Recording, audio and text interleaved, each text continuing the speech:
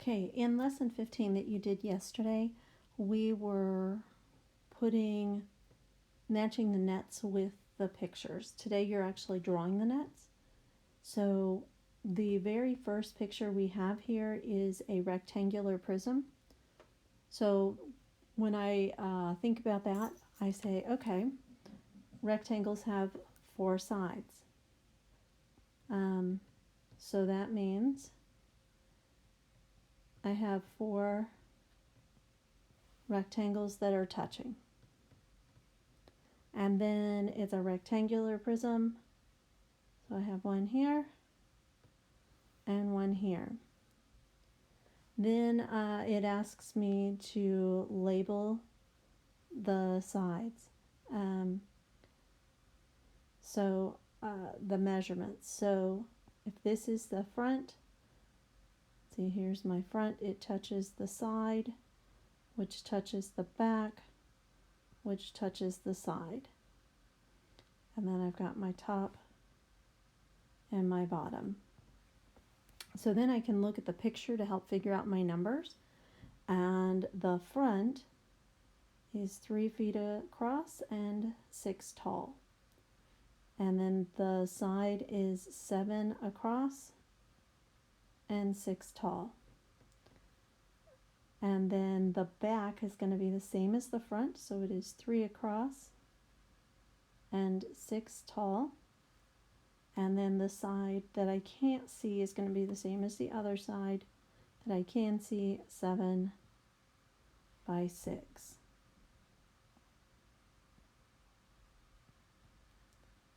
Alright, now I need to look at the dimensions of the top and the bottom.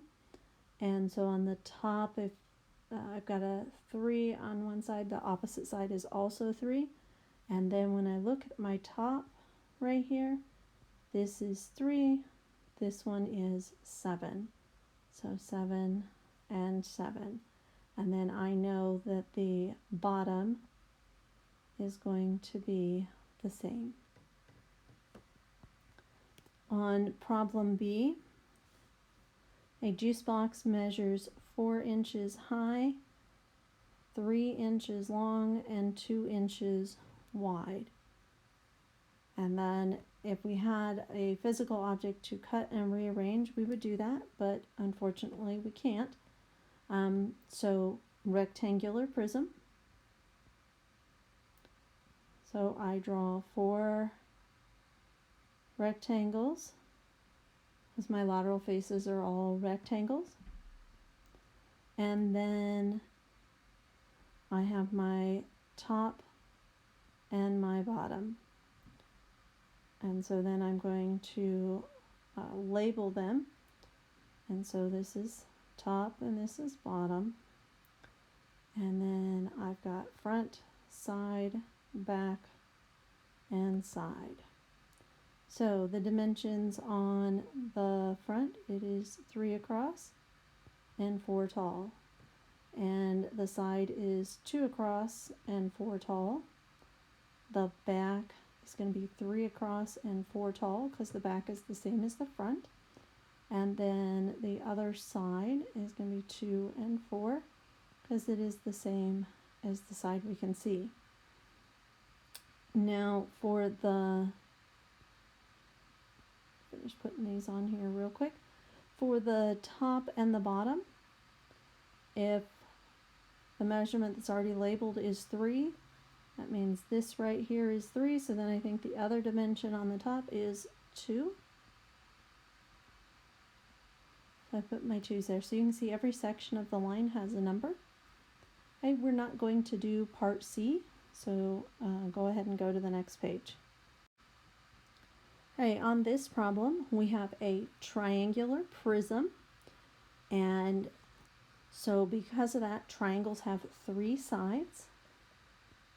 So that means I've got 3 rectangles, because the triangles have 3 sides. And then I have a triangle for the top and a triangle for the bottom. Hi. So this is my top and this is my bottom and on a triangular prism. Now I know you're sitting there going, this isn't on the top, but if I think about it standing on the triangular base, okay? So then when I go to label my numbers, the dimensions on the triangle, 3, 3, 3, I get that from the picture. And then, so that tells me the rectangles are 3 by 6. And so 3 is there and a 6 there. Right there. All right, go ahead and go to the next one when you're done writing this down. Okay, on the pyramid one, the first one, it tells me that it is a square pyramid.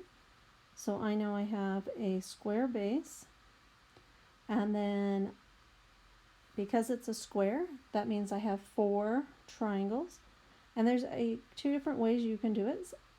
This is kind of like I call the starfish method, because off of each of those sides we would have a triangle.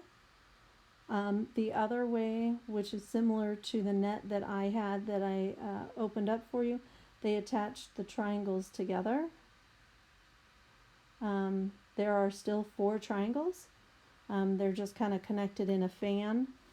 So those are 2 different ways you can draw that out. Okay, and then we go to label our dimensions, and the square is 5 by 5, so I label all of the sides of the square 5.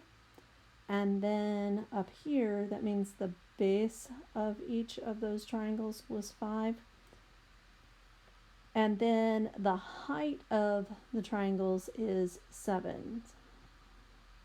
So everywhere I am showing the height, I put a 7. You do not need to draw both pictures if you were answering a question. You just need to do one strategy or the other, whichever makes more sense to you.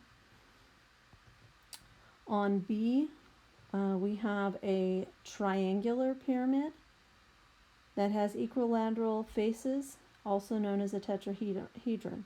So it's a triangular pyramid. So that means that the base is a triangle. And because the base is a triangle, then there are 3 triangles coming up to form the point. So you can draw those off of there, remembering that this right here is your base. Okay. And it tells us that all of your measurements in this one, all the edges are 4s.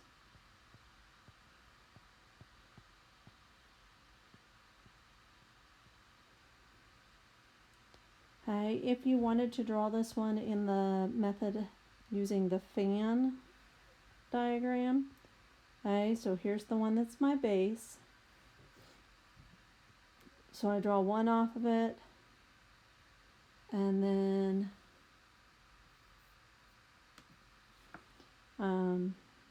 that one there, and then again all your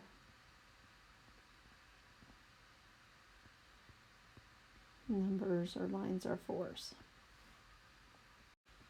Okay, go ahead and get started on drawing your nets. If you don't have enough room on the paper, just use scratch paper, notebook paper, and then take pictures of those when you turn it in.